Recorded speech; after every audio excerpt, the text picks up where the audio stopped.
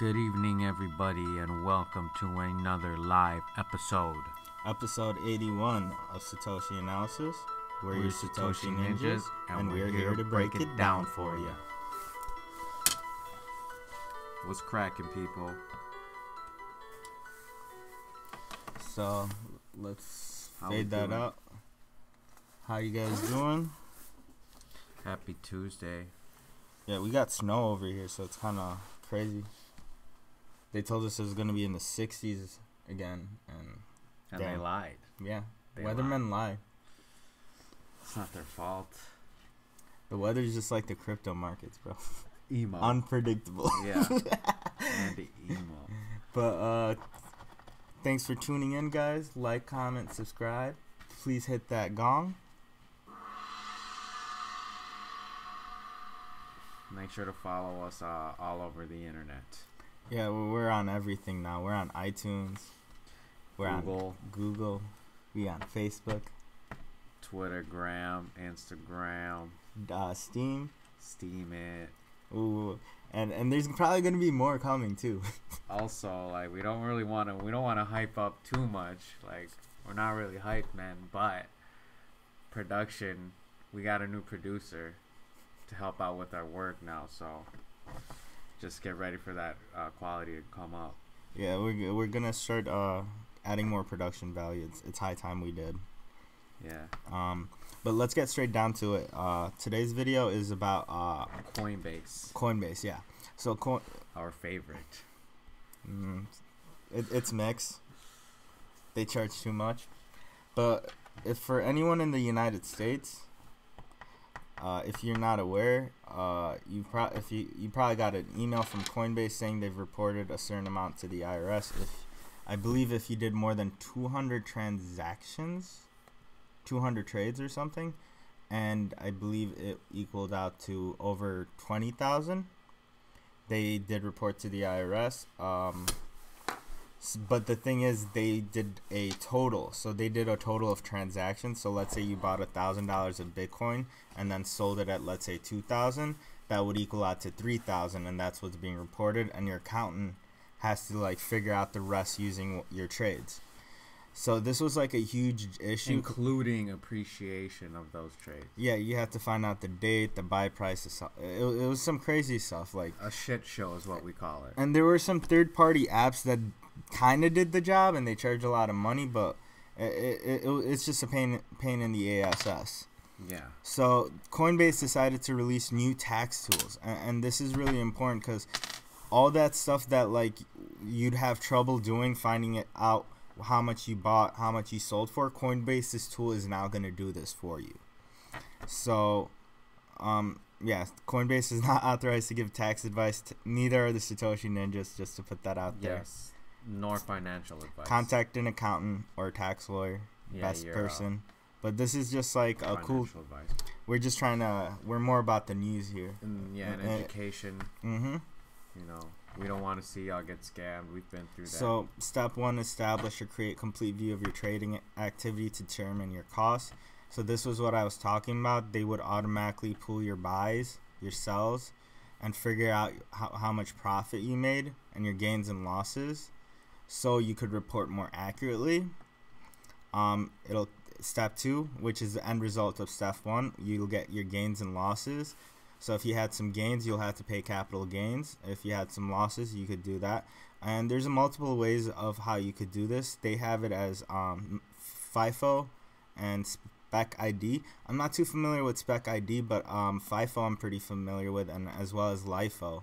So check out, ask your accountant about which way would be the best way. They'll tell you what is the absolute best way to lower how much you need it to do in taxes. So this part would specifically be left to your accountant. And here's a nice example that they've done using different the two different methods, and they basically will give you like an Excel sheet that you can figure out. And price of one ETH on Jan 1st. Yeah, gain loss from sale one. So they're automatically doing this. Yeah. So as you can see, this one FIFO showed 1,340 gained, In this one, it shows 550 gain. So your accountant can calculate using different methods and tell you which can be like lower your capital gains, if you get what I'm saying. So Spec ID is looking like a winner here. I don't know what Spec ID is to be exact. At least in that example. But it requires significant effort from the investor. But yeah, there's also LIFO, so check that out too. And then you could file your taxes. Which they don't tell you about. Yeah, I don't know why. Ask your account about LIFO, because LIFO, I've been hearing a lot of good things with cryptos with LIFO. Still not advice, but just advice to ask your accountant about it. Yeah. Ask a tax professional. Yeah. So this is pretty cool. Wait, what? Definitely something y'all need to know. Yeah, do not use this report if you have bought or sold digital assets on another exchange, sent or received digital assets. So, yeah. Basically, this doesn't really cover anybody. It only covers the Coinbase, but I don't know how many people plan on reporting other exchanges. Buying only.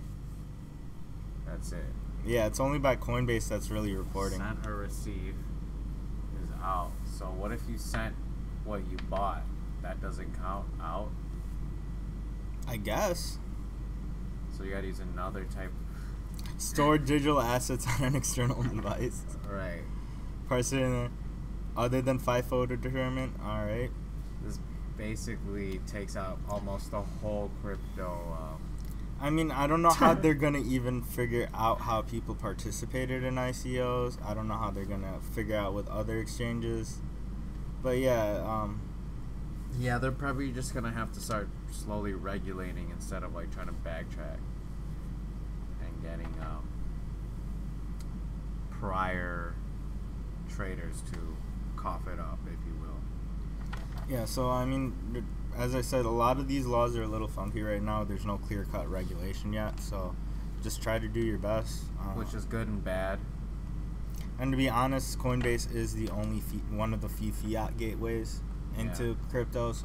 The least shadiest, most government-controlled way, yes. Yeah. So, well, Gemini's there too. There's also Gemini, which I still haven't tried yet. It's pretty good. I like it. But I do like GDAX too at the same time. Not the Coinbase aspect, but the GDAX side's pretty nice. Zero trading fees is always great. That is nice.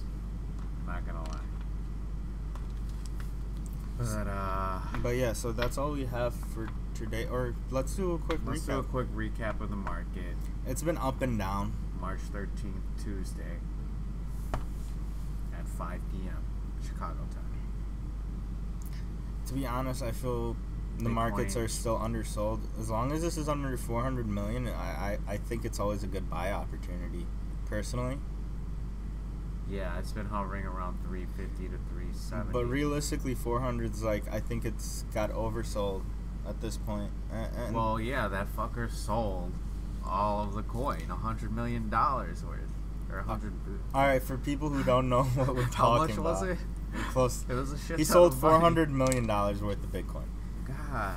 So basically, a lawyer who controls some of the recovered money from Mt. Gox from a hack that occurred panicked and sold $400 million. I think he has close to 1.2 billion still left in Bitcoin. Dollars worth? He has like 100,000 Bitcoin or something, right? It was like 1.2 billion worth in coins of Bitcoin and Bcash. And he's been unloading for the past like month and a half, and that's just FUD in the markets. And we've already been through this. Also fucking with the economics. Not necessarily, because people are buying it up. True, it did go back. Realistically, he might be selling at a low, but like these institutions are going to be buying it up. That's good for them. That's more for them to buy up. And to be honest, it did get bought up. It's been getting bought up. It went under 9. But it keeps going back up. So there's a nice support around 9. 9K. Yeah, 88, 9, yeah. So it's... The next dumpening, though, is apparently going to be in September. Am I correct? Dumpening? Yeah, usually from August. No. Oh, from Mt. Gox. Yeah, once again, they're frozen until their next dumpening. I don't know how... I think it's up to the lawyer. He could do it whenever. No, it's like out. Oh, he Yeah. stated it. Oh, I actually The didn't. courts or whoever said y'all can't dump again until September. Oh shit. So I don't know what that But yeah, means really. But yeah, so that's why there's been a lot of FUD in the market. But there's also good news is coming out slowly and steadily. Good news like for EOS. Now us Binance EOS. Binance is gonna do the EOS token swap. We'll talk more about it in tomorrow's video. Yeah, we'll do like an actual episode. But yeah, like, comment, subscribe, guys. Follow us on social media. Smash it. Smash up the likes, everyone. Smash up the likes. We will see y'all in the next episode. Peace out, guys. Ninjas out.